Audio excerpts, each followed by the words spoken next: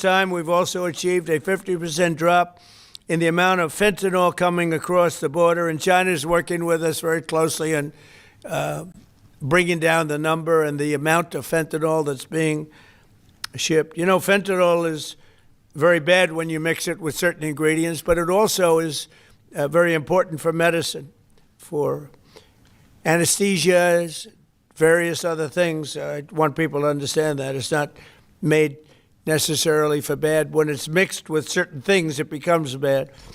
And that's what's taking place in Mexico. And we've got it down to a much lower number, not satisfactory, but it will be satisfactory soon. In May, we executed the largest fentanyl bust in the history of the U.S., seizing 3 million fentanyl pills all at one time. Think of that, 3 million pills. It's amounted to billions of dollars worth of drugs. And last month, we seized another 1.7 million fentanyl pills in the state of Colorado, the poorly run state of Colorado, with a governor who's incompetent. And frankly, with a governor that won't allow our wonderful Tina to come out of a jail, in a high-intensity jail, because she caught people cheating on an election, and they said she was cheating. She wasn't cheating. She went over, she looked at one of the election scams going on, and because she did that, they put her in jail for 9 years. The governor of Colorado is a weak and a pathetic man who was run by Tren de Aragua, the criminals from Venezuela, took over sections of Colorado, and he was afraid to do anything. But he puts Tina in jail for 9 years because she caught people cheating.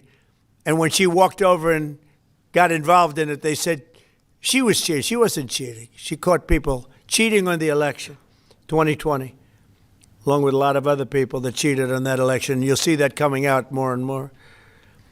But there's no doubt that America's adversaries are trafficking fentanyl into the United States, in part because they want to kill Americans. If this were a war, that would be one of the worst wars. I believe they killed, over the last 5 or 6 years, per year, 200 to 300,000 people. You hear about 100,000, which is a lot of people, but the number's much higher than that. That's been proven. And they've destroyed a lot of families, because when they lose a child, or even if their child is heavily addicted, you lose that family. The family will never be the same. That's why today I'm taking one more step to protect Americans from the scourge of deadly fentanyl flooding into our country. With this historic executive order I will sign today, we're formally classifying fentanyl as a weapon of mass destruction, which is what it is. No bomb does what this is doing. 200 to 300,000 people die every year that we know of. So we're formally classifying fentanyl as a weapon of mass destruction.